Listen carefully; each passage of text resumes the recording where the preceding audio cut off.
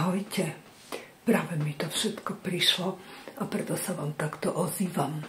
Predstavím sa, som Darina Strešňáková, inakšie Darinka. A toto bude vysielanie kurzu zázrakov.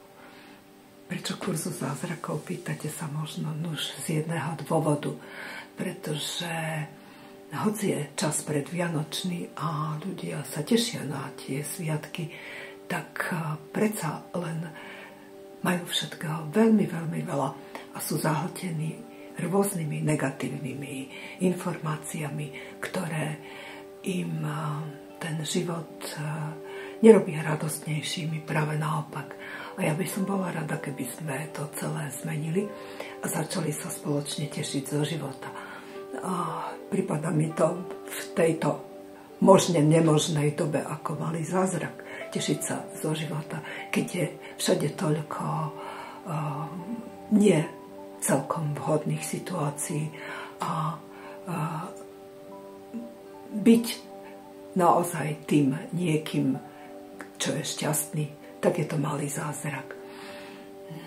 Budem postupne prechádzať rôznymi schémami, trikmi a návodmi, ako toto všetko zmeniť. A chcem vám povedať jednu vec, veľmi dôležitú vec.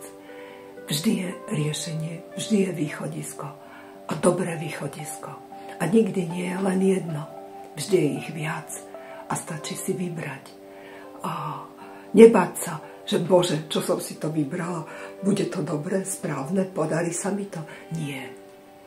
To vnútorné presvedčenie, že to robím dobre, vás privedie niekam inam. Privedie vás to k sebe, k svojim koreňom, k svojej podstate. A je veľmi dôležité si uvedomiť jednu vec.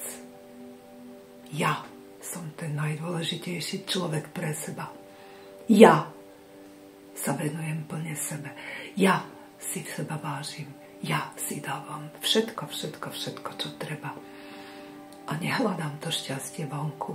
Šťastie sa nachádza tu, vo mne.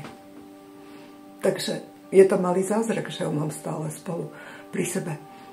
Akurát jediná smola je, že to nevidím na začiatku. Ale ja by som bola rada, keby sme toto všetko spolu zmenili a začali to vidieť z iného uhla pohľadu. A verte mi, dá sa to, ide to, je to super, že to tak môže byť. Takže želám vám krásny a naplnený deň a lúčim sa z kurzu zázrakov. Úsvit je pred nami. Majte sa.